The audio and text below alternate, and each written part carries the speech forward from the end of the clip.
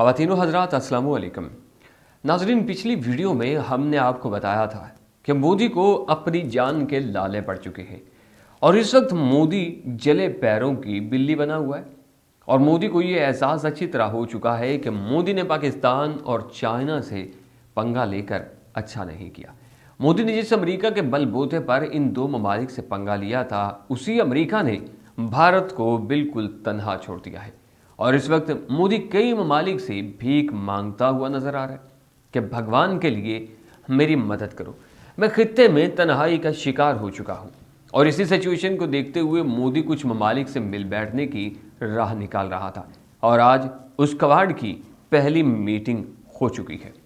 और ये मीटिंग मोदी को पाकिस्तान और चाइना से बचाने के लिए हुई है। ये बहुत बड़े लेवल की पहली मीटिंग है कि जिसमें कमला हैरिस, जो बाइडन और एंथनी ब्लिंकन ने अमेरिका की जानिब से शिरकत की है। भारत की जानिब से मोदी मौजूद था, ऑस्ट्रेलिया के प्राइम मिनिस्टर स्कॉट मॉरिसन और जापान के प्राइम मिनिस्टर भी मौजूद थे। ये अपनी नौयत की सबसे बड़ी मीटिंग हुई है। नाजरीन, अब ये ढकी छुपी बात नहीं है कि मोदी बुरी तरह फंस चुका है और मोदी ने इस मीटिंग में अच्छा खासा रोना पीटना किया है। मोदी का कहना था कि मैं तन्हाई का शिकार हो गया हूँ और मेरी तन्हाई में सबसे बड़ा अहम हाथ अमेरिका का है। मैंने जहाँ भी जिससे भी छेड़छाड़ की है अमेरिका के बलबूते पर की है, मगर अब जब कि मैं बुरी तरह इन ममालिक के दरमियान सैंडविच बन गया हूँ तो अमेरिका ने मुझे तन्हा छोड़ दिया है। इसी वजह से मेरे मुल्क में ब्लैक आउट हो रहा है।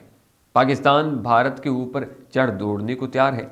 ये लोग मुझे छोड़ने के लिए तैयार नहीं है। भारत के हक में अफगान तालिबान का मामला पूरी तरह ख़राब हो चुका है। रूस ने भी इंडिया को निकाल दिया है। पाकिस्तान अमेरिका को आंखें दिखा रहा है कि तुर्की के अंदर हम इंडिया को किसी सूरत नहीं बैठने देंगे।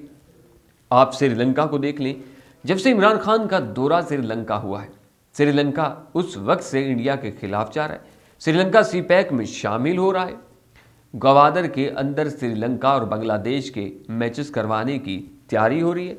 ये सब होने की एक ही वजह है कि किसी सूरत भारत को इस खित्ते में निशान इबरत बना दिया जाए। नाज़रीन, ये जो इस कवाड़ की मीटिंग हुई है, इसका एक मकसद ये भी है कि जो पाकिस्तान एक नया ब्लॉक बना रहा है जिसमें China, Russia, Afghan Taliban, Iran, तुर्की और पाकिस्तान शामिल होंगे, ये उसके जवाब में मीटिंग हुई है। और आज अमेरिका ने इंडिया को बचाने के लिए एक करीन सिग्नल दिया है और मोदी सरकार तड़प रहे हैं कि आप मुझे आकर बचा लें, क्योंकि इस खेल में अब पाकिस्तान भी शामिल हो गया। माजी में ऐसा नहीं होता था। माजी में जब इंडिया और पाकिस्तान की लड़ाई होती थी तो अमेरिका पाकिस्तान पर प्रेशर डालता था।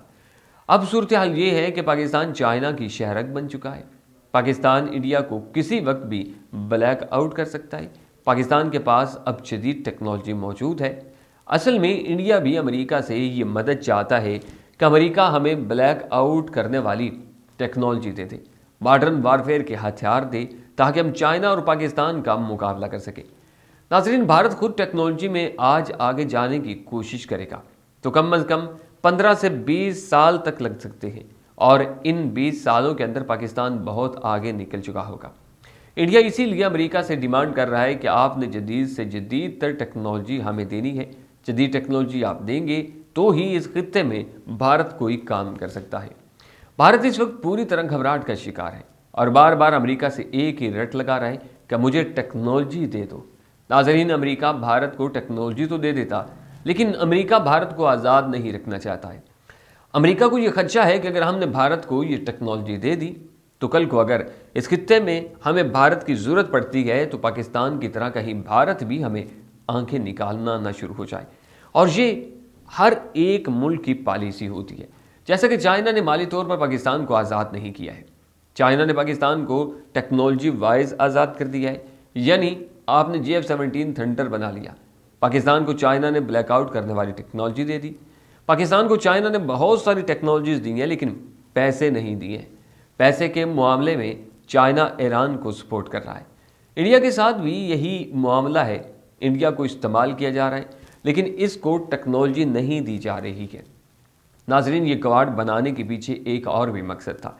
इस कवाड़ में और भी कुछ ममालिक ने शामिल होना था, जैसे कि फिलिपाइन, इंडोनेशिया और दूसरे ममालिक को शामिल करना था। और इस कवाड़ के ज़रिए پاکستان اور چائنا کا گلا دبانے کی کوشش کرنا تھی، لیکن پرابلم یہ پیدا ہو گئی کہ انڈیا اس خطے میں بری طرح پھنس گیا ہے۔ چائنا نے انڈیا کے کئی علاقوں پر قبضہ کر لیا ہے۔ چائنا انڈیا کی فوجوں کو مار کر ان کی ویڈیوز جاری کر رہا ہے۔ پاکستان نے 27 فروری کو جو کچھ انڈیا کے ساتھ کیا تھا، انڈیا کبھی نہیں بھول پائے گا۔ امریکہ بھی دیکھ رہا ہے کہ پاکستان ہمیں دھمکیاں دے رہا ہے۔ کور کمانڈنگ کی میٹنگ ہو یا اس میٹنگ کا اعلامیہ جاری ہو تو دھمکیاں امریکہ کو ہی ملتی ہیں۔ ناظرین، اس کے علاوہ تو اب امریکہ اور انڈیا کو کچھ ملنے والا نہیں ہے۔ اب اسی پر ان دونوں ملکوں کو گزارا کرنا پڑے گا، اور آج چائنا بھی کسی صورت نہیں چاہتا کہ پاکستان نیٹو کی سپلائی یہاں سے جانے دے۔ امریکہ اور انڈیا اس وقت انتہائی بری صورتحال سے گزر رہے ہیں، بلکہ یہ کہنا بھی بجا ہوگا کہ یہ دونوں ملک اب اس خطے میں بری طرح پھنس چکے ہیں، اور ان کے لیے اب کوئی بھی نکلنے کی راہ ہموار نہیں ہو رہی۔ امریکہ طالبان سے جان چھڑانا چاہتا ہے، مگر طالبان اب جان چھوڑ نہیں رہے، اور جس طرح طالبان جان چھوڑنا چاہتے ہیں اس میں امریکہ کی انا مجروح ہوتی ہے۔